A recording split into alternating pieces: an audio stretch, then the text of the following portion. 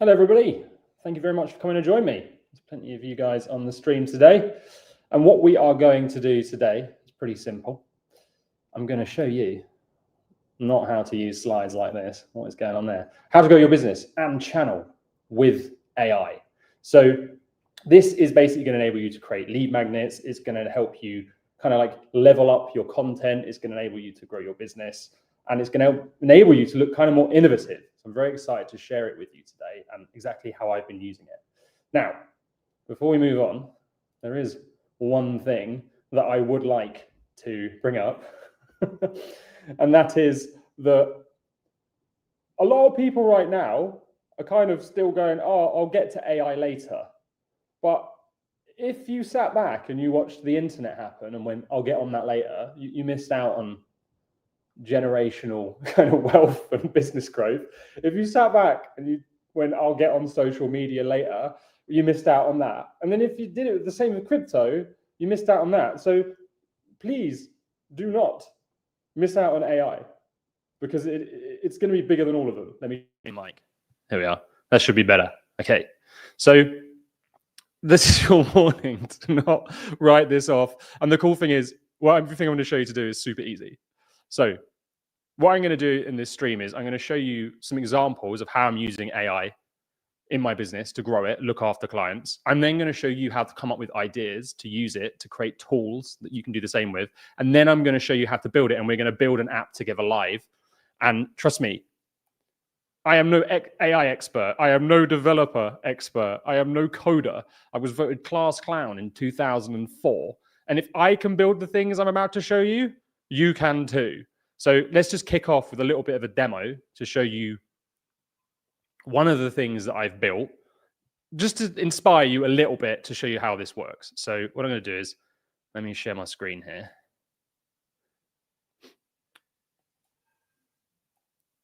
Here we go. Right. So I'm going to jump into my app. And hopefully what you should see on the screen right now, yes, it is the back end, right? And let me explain what this thing is. So what we can see on screen right now is a tool that I built for my clients. And what they do is they write their title in here. And this is all built with AI in a few hours. And then they throw their thumbnails in. So you can see there's multiple versions here. And they can then click on the preview of different titles to get a good idea of what the thumbnail and title looks like together on the vision board. So if you don't know, really, if you want to grow a YouTube channel, you want to be coming up with multiple thumbnails and titles. Otherwise, it's very hard to establish what might work. So then what it does is you press AI Analyze, and down the side, it gives feedback on what the AI thinks of your thumbnails and titles. Now, this AI has been trained on my own training, my own insights, the problems I've seen my clients have with thumbnails, and I've kind of taught it how to overcome them. So it pulls out things like the thumbnail's overcrowded, there's too much text on the graphics, and then it gives solutions as well. So it's not here to replace me, right? But what I would say is it's a very good way of getting people past like a bottleneck, a little friction point. And that little app was like 3 hours of work and it was flipping fun. So with that in mind, let's just look at what everyone gets AI. Yeah, Robin, it is coming to Cynthia. There's a few things. Hopefully next week. So here's what everyone gets wrong about AI before we start building it. So the first thing you need to understand is that the AI is a turbo, not an engine. So Robin, at the moment, he is in the chat and he is a developer. He's watching this live. And if I give this AI tool to him, he's going to be able to speed up how good he is at being a developer. He's going to be able to build things 10 times faster. He's going to be able to do things that I can't do. And this is the problem I see with a lot of AI. People turn around and they're like, Ed, I've built a script writing bot using all of your scripts. It's amazing. And I read it and I'm like, no, it sucks. Because they weren't very good in the first place. Whereas if someone who's good at script writing uses it, it speeds it up. So AI is a turbo, not the engine that drives you. And if you understand that and you accept that, I think you're probably going to achieve reasonable things. And what I mean by that is like, I don't try and bite off too big a project with this. I just like to keep it small and simple. Whereas Robin, for example, he's probably going to be able to build something mega. The next thing is a lot of people say this won't work for new creators. So I'm going to show you how to build apps you can use in your videos, in your email, in your business. And what you need to understand is if you want to grow a channel and a business, you need to find the new thing, even if it's repackaging the old thing as something new. That is what will get you attention. That is what will make your content stick out. So if you're a new creator, this is like, could be your ultimate secret weapon. This could be your chance to put things in your videos and in your marketing that mean you can outperform all of the big creators who are lazy and ignoring it. And then the other objection people seem to have is it won't work for my niche. And I hear this all the time. Ed, the AI tools, they're not going to work for my niche if I build them. It's like, why? Have you even tried? Like, never write something off as not working for your niche. Everything I show you today will work for any channel that solves a problem. If you are an entertainment channel, it might be slightly different. But do not fall into any of these traps of heavily relying on AI, assuming it won't work because you're new, or assuming it won't work because you're niche. All right. So how do we build an app? How do we use this technology to create something awesome for your channel? Well, the first thing we need to do is we need to pick a problem. And that's what we build everything around. And you have to be very careful, because what I'm about to show you is basically going to give you an infinite amount of options to build anything you can think of. And when we have those options, it causes a problem, because we might waste time on something that isn't actually beneficial to our channel or our business. So we want to pick a problem. And I kind of established there's 3 problem areas we want to focus on. So the first one is building apps for our YouTube content. And I'll give you examples of all of these in a second. The next is building apps to market. So we get people from our YouTube videos to our sales page and then convert them on the sales page or to our email. And then the next use of the app is delivery. This is basically looking after the clients you have better. And these are 3 problem areas that pretty much anyone can use AI in to make like massive strides of efficiency right now. So let's have a look at some examples of each area before I start building stuff with you. So if we look at delivery as the first kind of problem we can fix with these AI tools. So if you have a program, if you do one-to-one, if you have a course, if you get people emailing you, what you will find is you get the same problems asked over and over and over again. And what we want to do is use those problems as the thing we then build our AI tool around. So if you get asked the same problems, just write down the top 3 most common ones and leave it there for now, because it's very likely we can build one little tool to solve that, which your clients are going to flip in love. So I'm going to show you another example again. So let me just show you why I built that thumbnail machine thing, because it's not necessarily going to be the best tool for people outside of who I work with. So let's do the long old screen sharing process. There we are. Right, so this thing, just to give you some context, have I got it on screen? Yes. The way I ask people to submit thumbnails and titles to me and my team is I get them to come up with multiple thumbnails and different titles and then put them on a vision board like you can see right here.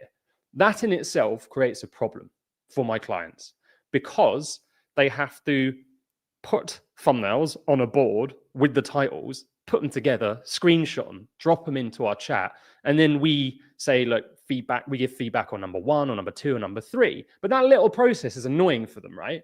So when I saw them doing that, I was like, why don't I make this easier for them? Just with one simple tool where they can simplify this whole process and then just send us a screenshot of this. And then I just built in the AI on top, because I already had a thumbnail bot doing it, but this is like it on steroids. So that's an example of how small a problem you can solve, which is going to make my clients' lives much easier now within the kind of delivery aspect. Now, another example of how you can make your clients' lives easier is another problem I noticed is when you're a business, right, you need to know the data. You need to know how many people come to your website every month and how many convert. If you don't know these numbers, you literally have no idea what's going on. And you end up pumping out videos trying to think, oh, this will fix all my problems. And it never really does. So I get all of my clients to fill out a spreadsheet every month, and it tracks things like their, what's this called? Sales page traffic, conversions, if they have calls, call bookings, show rates, all these numbers. And it works, but people are still finding it overwhelming. And they say, like, I don't know which number to focus on. So we hear that, right? It's a problem. They're overwhelmed. How can we make it simple? So I just made this little thing for them. And basically they can put in their monthly revenue targets. And then each month they'll just put how many people visited their sales page. So say 2,500. This is how many calls booked. If they don't have a call booking funnel, we can just turn it on and off. How many people showed. And this is basically the metrics that matter. Then the little bot goes red, green, or yellow. And it shows them red is a problem, right? So anyone can read and interpret that. The problem is when people see these numbers, they still don't often know what their next move is. So knowing that this is the problem of my clients, the AI will analyze it and say, look, your bottleneck is call conversion, which is correct. You can see all the red here. And then it just tells them what to do. And then it says your secondary bottleneck is show rate. This is basically how many people show up. And then it tells them what to do. It'll even, if all of your metrics look good, advise you put up your price 10% based on them. So what I'm looking to do is find these little areas of pain for people and to use these tools to make them easier. So for consultants, for anyone with a course, for anyone with a program, this is an absolute godsend. And they're fun to make too, right? You'll get a little bit addicted doing them. So that's 2 examples in delivery.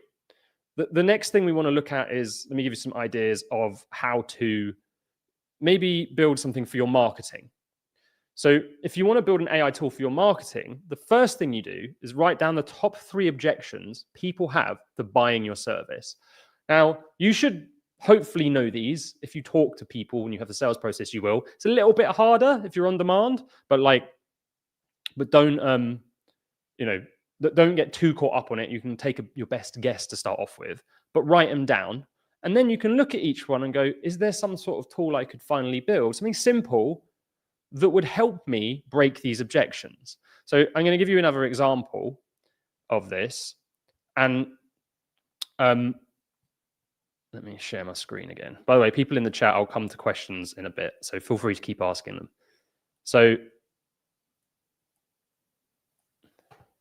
from a marketing point of view, right, let's look at what I did. So this is a software that I have, and it tracks from YouTube videos, kind of your funnel from YouTube and organic links, right? It's not really a beginner tool. It's kind of designed for more experienced businesses and people who already have some kind of like traffic from YouTube, right?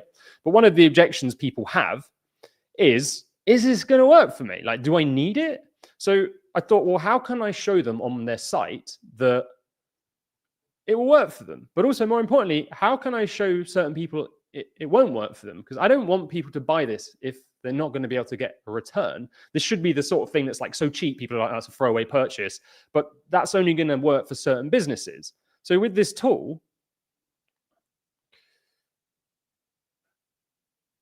let's making sure I am sharing the screen. Yeah, I am. Let's say we type in our product. I'm going to say it's $5,000, right? I know from tracking all this data, it's like tracking 500 million views at the moment with this stuff. The industry standard of the percentage of people who click on a link below a video to a sales page is 0.5%, which is low, right? So let's say you're getting 100,000 views a month.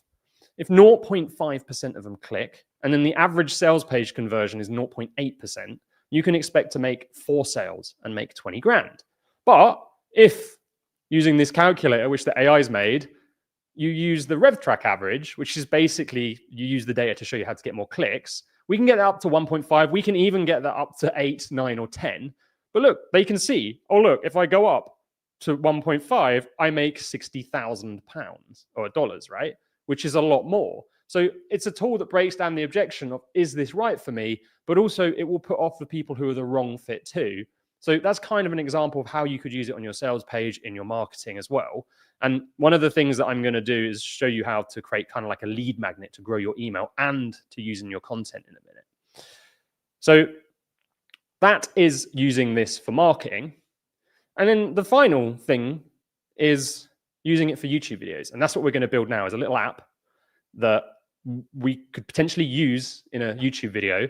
But I think if we want to optimize our time and results that we get using this, what we want to find is a problem that we can solve, that we can talk about in a YouTube video, use the AI, which will also become a marketing tool. So let's say, for example, the tool I build, I'm going to use in a video and say, look, people, this is how you solve the problem. Get it in my email below. And then I can use it in my delivery and give it to my clients straight away as well. That's hit all the 3 big ones. And to me, that would be an amazing use of your time. So the thing that we want to start with when we're coming up for an app or a tool that we want to use in a video is, what's the questions that viewers always ask? What are the problems I always see my clients have? So I'm kind of thinking about it, and I've got some in my head, right? Where I think it's this. Sorry, not this. Hello, this. Why is my thing going wrong? This, right? So there's a thing known as problem aware on YouTube, and there's a thing known as solution aware. And these are different types of titles. And the reason most channels get stuck and don't grow is because they keep making solution aware titles when they should be making problem aware titles.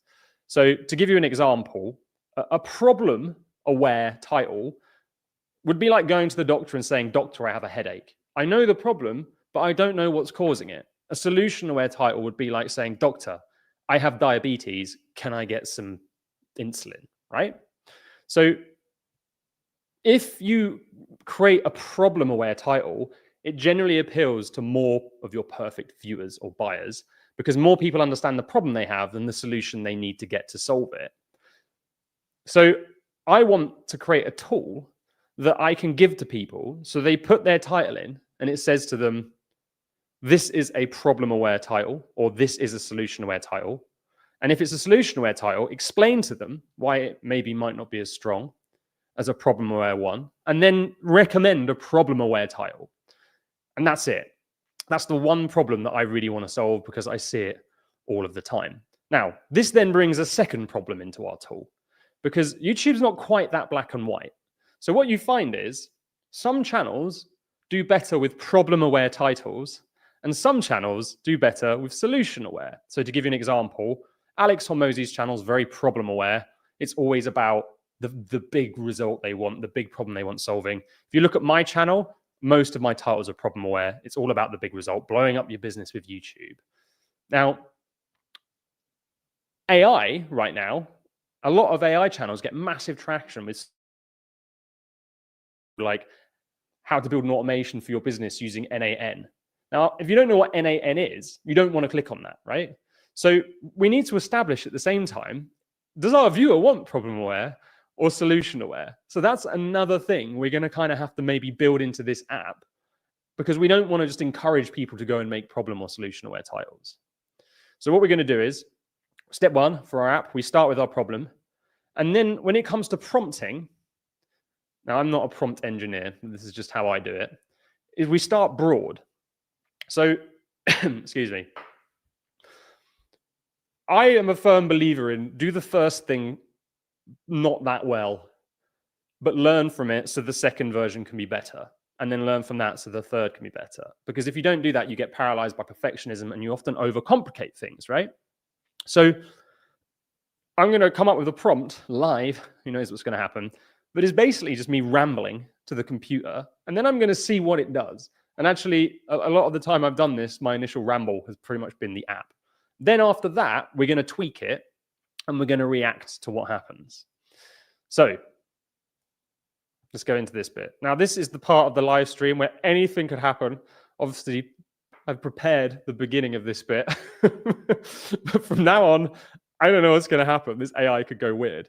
So whilst I just load this up, and by the way, it's called aistudio.google, right? Whilst I load this up, leave questions in the chat because when I build this, there's going to be moments where the AI just has to build it. And I don't want to sit here silent, twiddling my thumbs. I might as well be some use to you guys. So fire questions away. And let me share my screen. This is the bit where I always start coughing in a live stream. Excuse me. This has been exceptional. It very rarely doesn't work. All right. Let's go back to the screen share. Here we are. The infinite screen share there. All right. So this is it. We've got build down the left. And you can see my apps I've been playing with are here. What I'm going to do is I'm going to play my new favorite tool where I'm just going to dictate. I'm not going to type, and I'm just going to tell this app what I want. And then I'm just not even going to spell check it. I'm going to hit enter and see what it makes. So let me just get near my computer. Ooh, you can see right now it's already typing. So I want to build an app for businesses who want to grow YouTube channels. But the problem they have is they can't distinguish between problem-aware titles and solution-aware titles. A problem-aware title is a title that targets the problem the viewer is aware they have. So for example, if they want to grow a business, the first thing they think about in the morning is, I don't have enough leads. That is the problem they are aware of. A solution-aware title generally appeals to a smaller audience because they have to be aware that the audience, that the solution is going to solve their problem. So a solution-aware title might be something like how to rank on Google page 1 using 2026 hottest SEO. I want to build an app that people can put their title into, and it will tell them this is problem or solution aware. If the app diagnoses it as solution aware, it will then tell them why it is solution aware, and then it will suggest a problem aware equivalent. All right. Let's have a see what happens there. So I'm going to let it do its thinking. Right, it's going to take a while. So I'm going to come back to let it do its thing. And I'll take a few questions whilst this thing's loading. Right, what have we got in here? What's your workout routine? Just 3 times a week doing boring stuff. What else have we got in here? All right.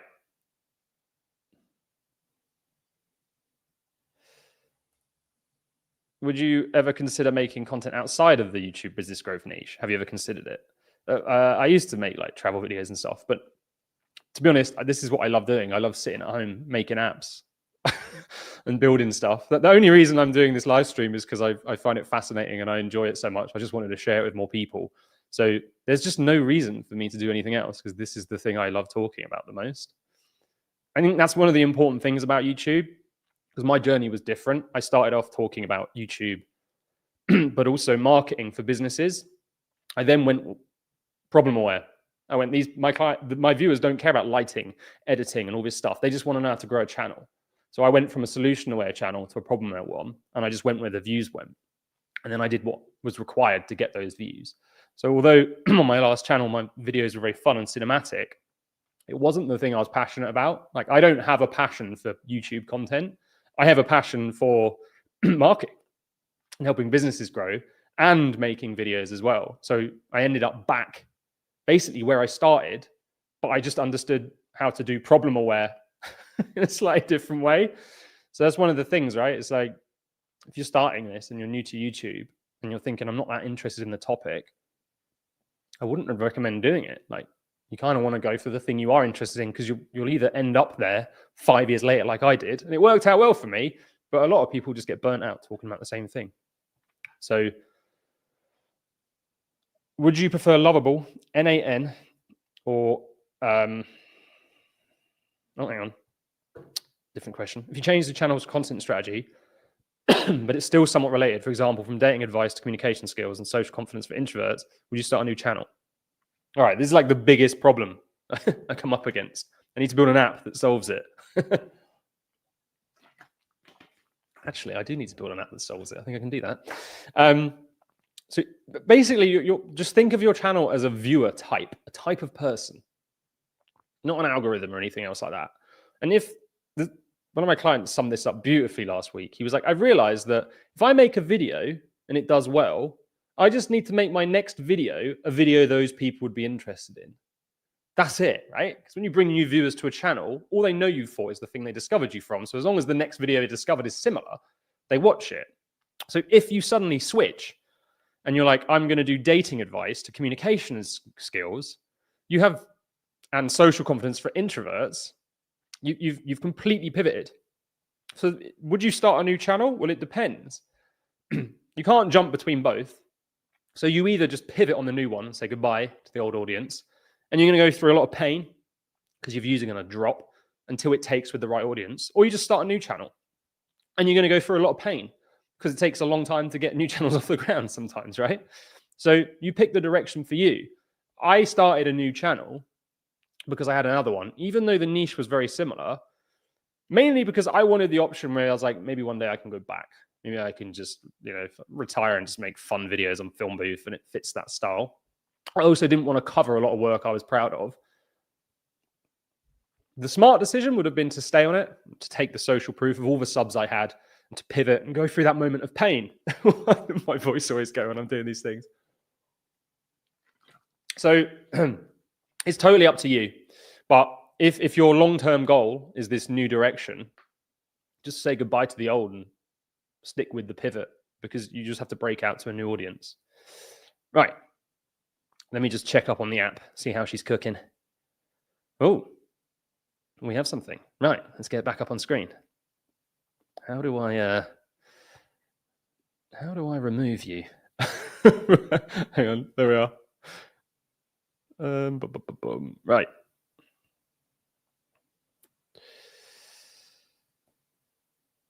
I definitely need a slicker live stream set up. Share screen. Here we are.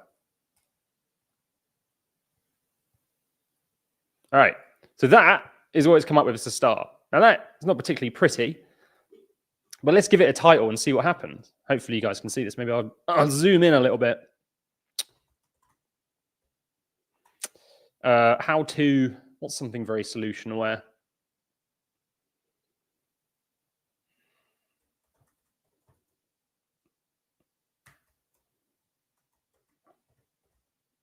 How to rank a business first on Google.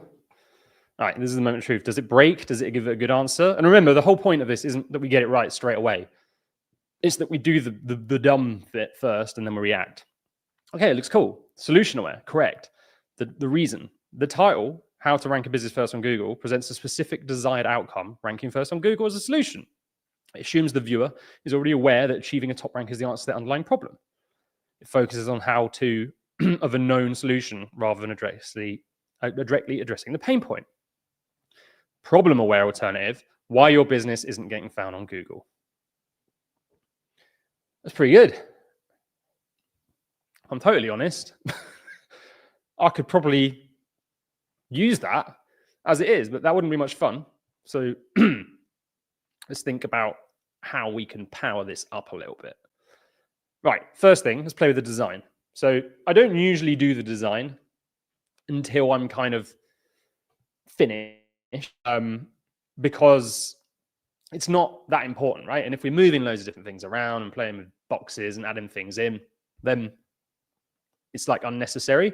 But we're going to change the color scheme very quickly. Let's just throw some curveballs at it. Make the color scheme of the app cyberpunk.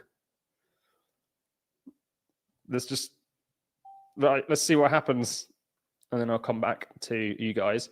Right, in the chat, any kind of suggestions as to some things that we could add to this app to make it improved? And whilst you fire in a few questions, I'm going to answer another one.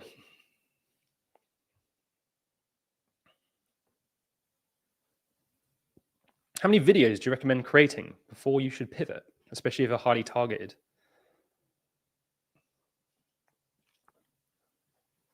Why would you pivot? It's my question. Like,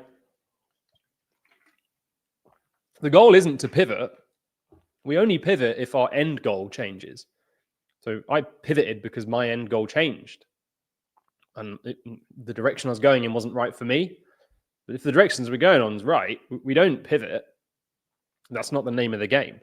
So there's no like set amount for pivoting. I think what a lot of people do with YouTube is they go, I'm going to start a channel, and then I'm just going to make the thing that gets me the views and go on this wild goose chase for the next 5 years. And I'll end up in a niche I don't care about because all I did was chase views.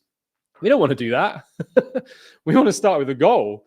And we want to say, look, this is the people I want to help. And I have a passion for helping. And this is what I'm very excited about talking about for the next 10 years. And I'm just going to make it work. Like, if you go off on these other directions, you end up completely screwed. So we don't want to pivot. We can pivot slightly. And my own journey was, I moved, and I'm still kind of pivoting a little bit right now, but we don't want to make massive pivots intentionally. It just needs to be in line with our goal. So, Jeff, add the function to suggest what the overall channel topic would be based on the title. No, because why would someone want to come up with a title to suggest what the channel topic should be? We should have the channel topic down first. So this isn't a tool to help you establish what your channel should be about. This is a tool to help people who already have a channel make sure that their title is problem aware rather than solution aware, because that's what their viewers love, or the other way around. Add title alternative. Sam Holland. Okay, I like the idea. What else have we got?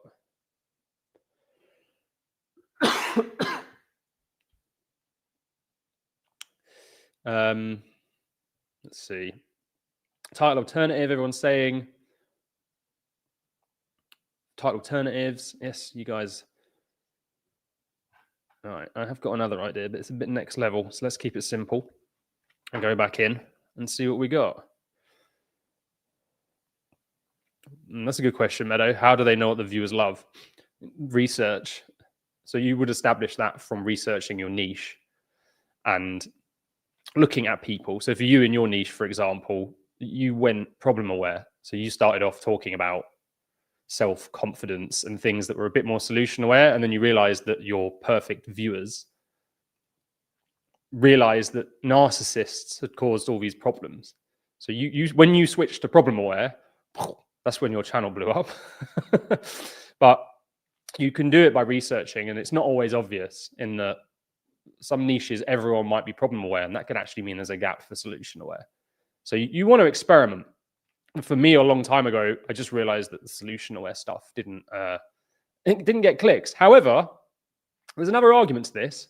If we look at the sales funnel, problem aware people are usually right at the top. The solution aware are further down. They know their problem. They're looking for a paid solution. So we can use solution aware to grow a business at the same time as part of a more rounded strategy. But most people want growth. And if you're going for that, then it's often problem aware is going to get you.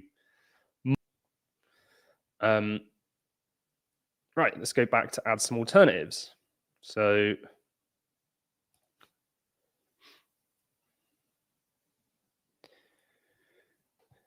it's broken. But that's good. Oh no, it's here. Right. So it did a cyberpunk theme. It's pretty cool. I don't know. What do you think? I kind of like it. Can you now add 3 to 5 new title suggestions in the problem aware box?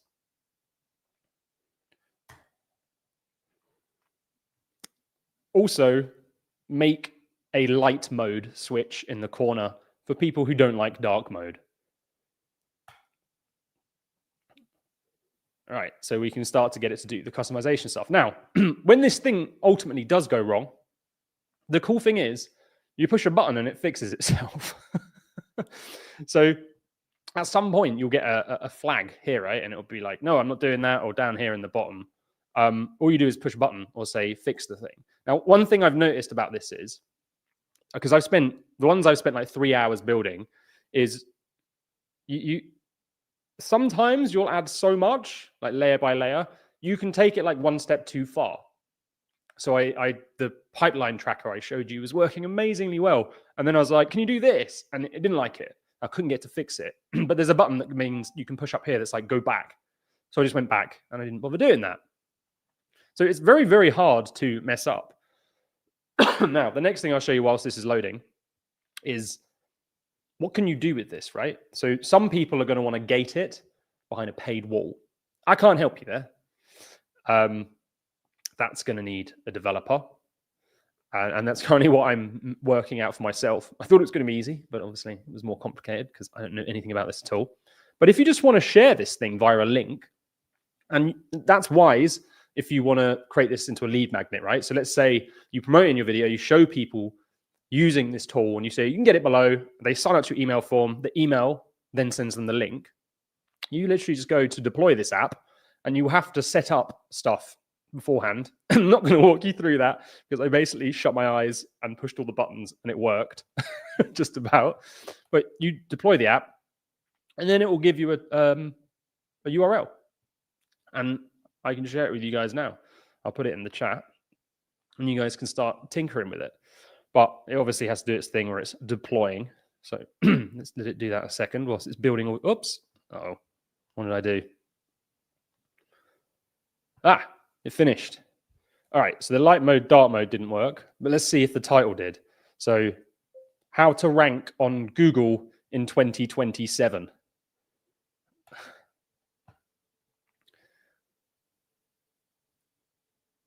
And let's see how long this thing takes. Right, boom, it's done it. It's solution-aware title. It's a specific method or solution that the viewer's already aware of. Yep. Problem-aware alternatives. Now, AI usually sucks at titles, especially if you haven't given it anything to learn from. I probably wouldn't use these, but it's giving you the right idea. And that's one of the things about AI and why it's not often an engine, like I said. Like, I can spot the titles and go, that sucks, but it's inspired me to try something else. And that's what we want to do with this sort of thing. So why your website isn't showing up on Google? Yep. Stop losing customers, get your business found online. Title sucks, but it is problem aware. Is your website invisible? How to get more traffic? It's problem aware, but it sucks. So the titles suck, but the top one is good. Now, what we could maybe do is let's upload something to beef this thing up. So go to my mega prompt bank because I've built tons of specific training for this stuff. I'm going to upload a title bank of validated outliers and let's see if I can build that in. Okay, when you suggest problem-aware alternatives, only ever suggest alternatives from this title bank and make sure they are always problem-aware, but tweak them to work for the user's niche. All right. And fix dark mode.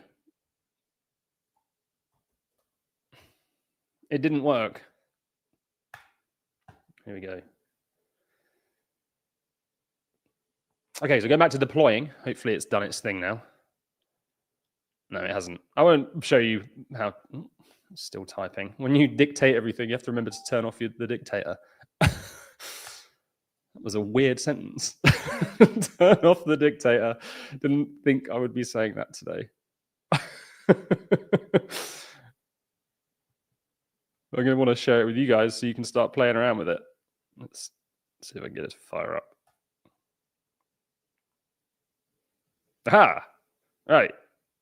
We've got it. So if we make changes, we can redeploy it. So let's say this is live and you've got your viewers using it. If you want to come upgrade it, you upgrade it, press redeploy, and you're good. And it's still doing its thing. I think it will be built in a second. I'm going to come back to the room, ask a few questions for a sec, and then we'll fire up and see if the final change made any difference.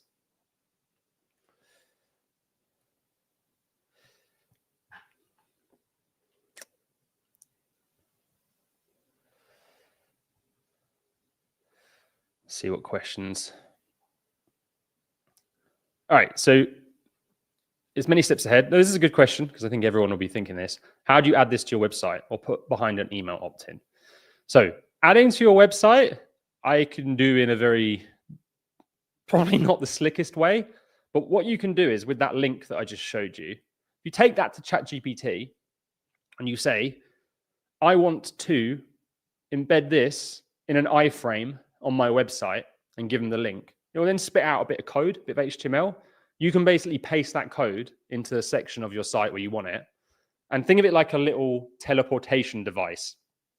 The app will be where Google has it, but it will, on their servers, but it'll appear magically on the website where you want it. So that's actually one way that I was doing it. And then if you want an email opt-in, don't worry about it. Just use that link I showed you that you can get and just give them the form to sign up and then send them the link after they've signed up. It doesn't matter that it's public and other people can find it. People can share it, like whatever, right? It's only something I would gate if it's like, this is really valuable. I need to charge for it, right? So that's one way I've been doing it. I'm sure there's some more techie guys who are in the room who can give you better solutions. But actually, many of you Don't need to do that. So one other cool thing is these apps have memory. So the pipeline tracker I showed you, let's say I changed all the data and then I came back the next day, it's going to be there, but it's only saved into my browser. So if I then logged in from another computer, it's not going to be there. So you can have like this short-term memory there. If you want to build in passwords and logins, you're going to have to build something more serious. But I think for most people, they're just going to need to share one of these links, especially for tools in videos and lead magnets. And even you guys with courses, a lot of you can probably share these things. They're not going to get passed around that much. Emma, the prompt for ChatGPT is my prompts are basic as anything. I just talk to it like it's me. I say, here is a URL. I want to embed it on my website as an iframe. Can you create some HTML for me? And it gives me the code and it usually works. That's kind of it. All right, let's go back to the app and see what happened.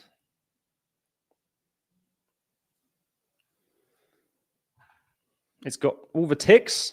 Oh, by the way, it kind of tells you, and you can chat to it too. So sometimes I will say to it in the side, I'll start saying things like, look, I've got this idea. Do you think this is a good idea? Is there anything that you could add value to? Or sometimes I just say, is there anything that a user of this app would love that I'm clearly missing? And it will come up with ideas that are good. All right, let's try this again. How to rank on Google My Business 2019. Has it done it?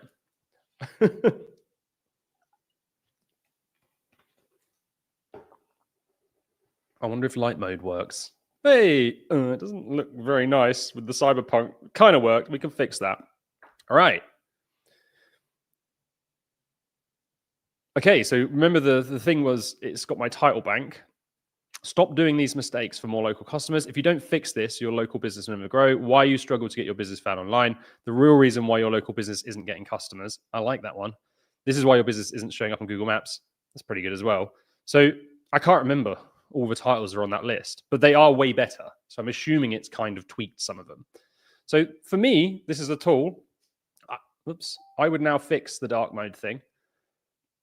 But otherwise, just imagine I'm making a YouTube video and I say, like, this first problem, it holds back so many businesses because they make titles that instantly shrink their audience. And then I start to explain what it is. And then I say, oh, I've built this app. It's very easy. Just use it. It's free.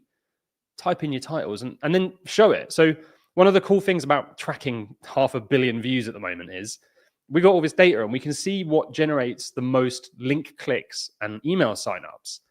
And by a country mile, if you use a tool in your video, your email signups will explode. So to give you an example, the click rate on the link below your video for an email is usually going to be like 1%. It's pretty high for most people.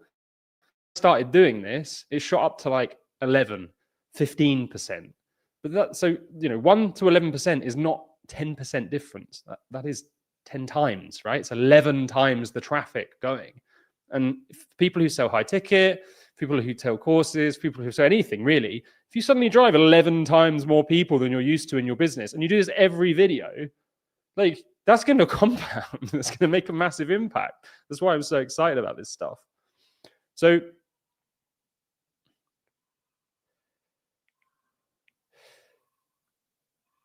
I'm just reading some of the comments. So look, I think I've kind of demonstrated a nice simple app there. I don't think there's any point going deeper. I think if you're going to get one thing out of this, it's try it. Keep the thing very flipping simple to start. Focus on a problem. And don't write it off. Am I showing the thumbnail app? No.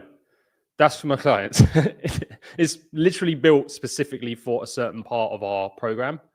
So it's useful for other people, but it's like way more targeted to what we're doing in the thing. And I got to keep some stuff behind. I will be building other things that I'll be giving away for free, of course. But also, we haven't tested it yet.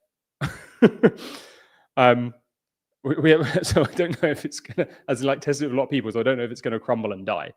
But this is the thing, right? If you're creating, if I set my ultimate goal for you, it was this year, It was to rebuild my program into an AI program, basically AI with a course, not course with AI. Because I think we can get this to the stage where instead of a video, you have an AI bot and you have a complementary video that teaches you how to use it. Because one of the things about AI is it's very, very good at explaining and simplifying. And you can program bots to, well, one of the things I've started doing recently is I sent all my clients a survey using this bot to determine what learner type they are. They then put the learner type in the Discord profile, and now me and the team can communicate with them in the way that they prefer. So they're audible, visual. Some people don't want to be spoken to, just want to hide. And the future for AI is really exciting when it comes to like building these programs and courses. Is I want to make a version for every learner type. So they have a bot that talks to them in the way they want, which they would set up at the start. And then the content is optimized for their learner type so that all of these bottlenecks fall apart and the information just slips into them. And that's getting closer. And I have a friend who's actually building an AI platform that takes your video and then splits it into all the different learner types. So it'll be redubbed, it'll be rewritten, all the notes will be rewritten, and people will be able to learn in a way we've never been able to learn before. So this is why I like building it now. I think once that advancement kicks in, the people with education companies like my own, we're just going to be able to provide a service that's just never been possible before. So for me, it's a very exciting time, and that's kind of the future and goal I'm going for. All right, let's take a couple more questions, and then we will finish up. So how do you increase lead magnet signups from 1 to 11%? So there's a few things you do. Build a tool for your video. And by the way, don't spend days on this. Just think, is this a simple tool? So when I'm planning a video, all I'm really ever thinking for a point is, how do I show the viewers the problem? So for example, the website, I wanted to show people if they increase their conversion rate a little bit, they make more money. So if you are in the following growth space, you could do the same thing. You could say, look, if you post a video every week for 10 years, and all you have to do is grow 5% a month, after 10 years, you will have 1 million followers. So you give them this visual, and then you say, look, if you want to play with it, there's a link below. I'll send it to you. It's free. It's really going to inspire you. And that is it. Because the tool and the content and the lead magnet itself becomes part of the video. And what we find is when the call to action and the content are the same thing, that is when you will go. We've had people with 20% of the people watching have gone and signed up for the thing below a video. So it's massive. It's massive.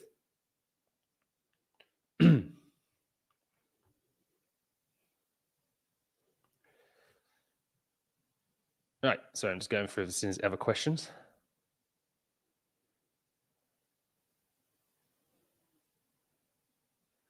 Do apps know about other apps? Let's say I want to find out what's out there already. Yes. So I talked to ChatGPT and I talked to the Google app about other apps that I could maybe use to help me build this thing. And another thing you can try if you want is more complex, and I don't really know how to say it and ramble. I give that ramble to ChatGPT first and say, can you turn this into a prompt for an AI bot to build? And it does a much better job of it than me, but that's only when things start to get a little bit more complex.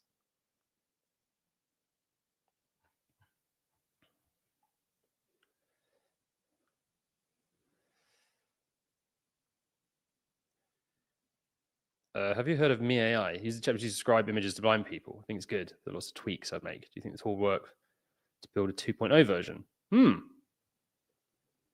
Yeah, maybe. I mean, this is kind of the interesting thing about this app is the reason why the thumbnail one that I showed earlier on existed is because a client said to me, Ed, I love Milanote. Thanks for introducing it to me. So I thought, well, hang on a sec. We don't need to pay for Milanote. I can build that because Milanote's really good. I'm not throwing shade at it. But for what I get my clients to use, it's basically just dumping screenshots on it. So I thought, well, I can make that.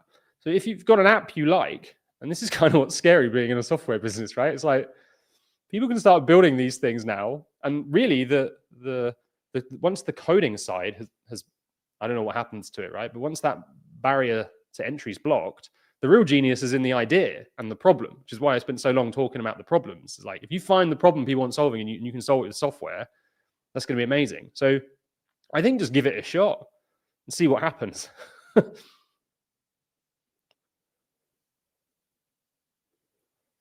So a few videos ago, you said you just tell people to sign up for your email list. When do you use a lead magnet versus encouraging? So yeah, I did. So there's different strategies. You have watched a video for beginner email marketers. This is kind of one of the weird things about YouTube. I'm not going to, in a video for beginners, where I've laid out a strategy for beginners, then start overwhelming them with lead magnets and more complex stuff. Because when you're a beginner, you don't need the most complex thing. You need the thing that you can action now that keeps you motivated and feels like you get a result and it's simple. So it depends who I'm talking to. If someone's just getting started, I'm like, don't get overwhelmed with lead magnets. You're going to have to build automation. You're going to have to come up with ideas. You're just going to not get started. You're going to be paralyzed. Just create a sign up thing and say, I'll send you value. And that's what I did for years. And it does work. So that is the situation for someone different. I would use a lead magnet when I'm actually more serious about YouTube and I'm like, I'm going to put effort in, because any second you take away from trying to grow a YouTube channel to work on someone else is impacting your future, because that YouTube channel is really the long-term play, right? So we want to be careful with our time and go, is a lead magnet necessary right now? Especially if I'm not thinking of doing this long-term, or I'm just testing it out. I might as well just focus on making videos. And then you just build up slightly. So I'd start with a simple thing, then build, if the simple email sign up doesn't work, then build a lead magnet. But this has just made it so easy. I think it's exciting.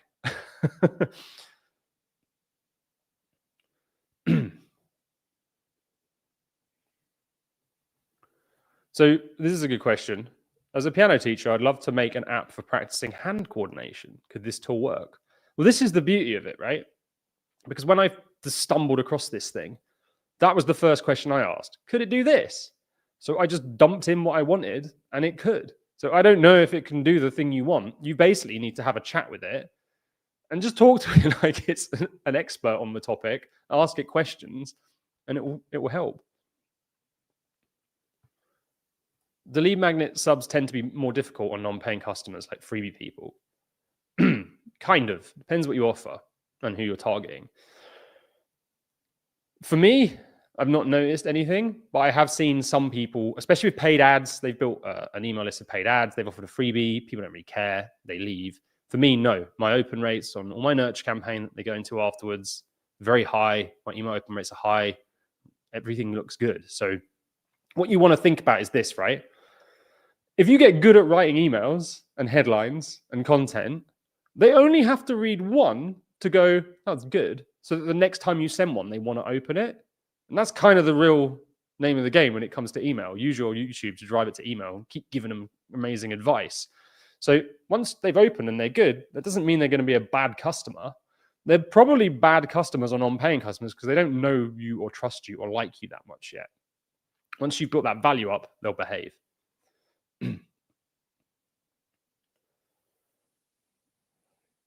Can we do deep research on topics that your ideal audience and client would like a lead magnet for, so you're not shooting in the dark? Yeah, you can use ChatGPT's researchers to do that. Or if you like, just ask it that question and then say, you do the research for me and then check it and see what you like. But what's your niche? It depends what you're researching, really. But yeah, I've done some stuff where I've got the AI to go and research and try and find me data, try and find me facts. And it will generally, ChatGPT will usually give you a little link where it will say, click this to show you the reference points. You can go and check it. So just try it. All right, guys, I'm going to call it a day. Thank you very much for joining. I hope you try this out. I had some fun with it. I just spent all my weekends doing it now. It's my new hobby. Maybe we will build something else together another day. Have a good one. See you next time.